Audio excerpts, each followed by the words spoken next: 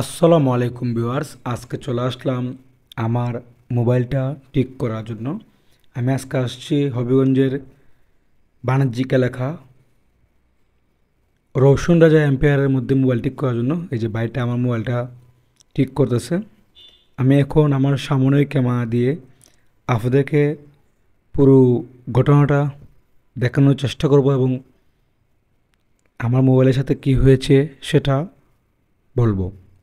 এই যে আপনারা দেখতে পাচ্ছেন আমার সামনে এই মিকার বাইটা আমার মোবাইলটা সার্ভিসিং করতেছে খুব মনোযোগ দিয়ে এবং কঠোর পরিশ্রম করে উনি আমার মোবাইলটা কাজ করেছেন।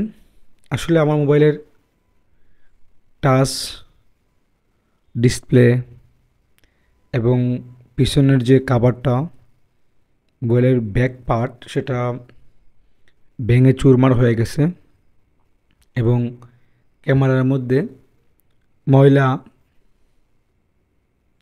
ঢুকে গেছে। আর আমি আজকে আসছি MRS টেলিকমে। আমার মোবাইলটা উনি কাজ করতেছেন, তাই ভাবলাম যে আপনাদের সাথে আজকে আমার এই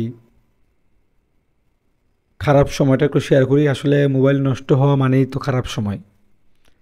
একজন কন্টেন্ট ক্রিয়েটরের যদি মোবাইল নষ্ট হয় বা সমস্যা হয়, তখন তার জন্য সবচেয়ে খারাপ সময় হয় তার মোবাইল নষ্ট হলে। এখন জানি না কত টাকা লাগবে, কিন্তু আনুমানিক সম্ভবত প্রায় 2,000 টাকা লাগবে। আমি ওনাদেরকে বলছি সব কিছু ঠিকঠাক করে দেওয়ার জন্য, এর থেকে বেশিও লাগতে পারে।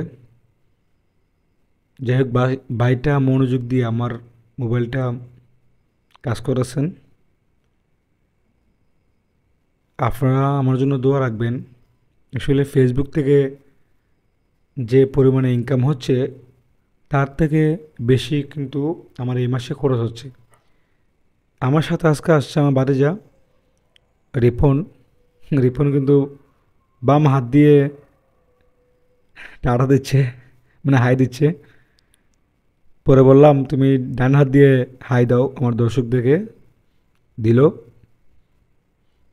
যাই হোক বন্ধুরা, আমার ভিডিওটা ভালো লাগলে অবশ্যই শেয়ার করবেন, কমেন্ট করবেন, আমার পেজটা ফলো দিয়ে পাশে থাকবেন।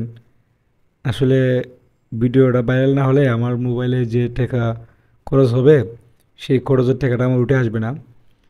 প্রিয় ভাই, প্রিয় বোন, আমার ভিডিওটা ভাইরাল করে দিবেন আর ভিডিওটা শেয়ার করে দিবেন।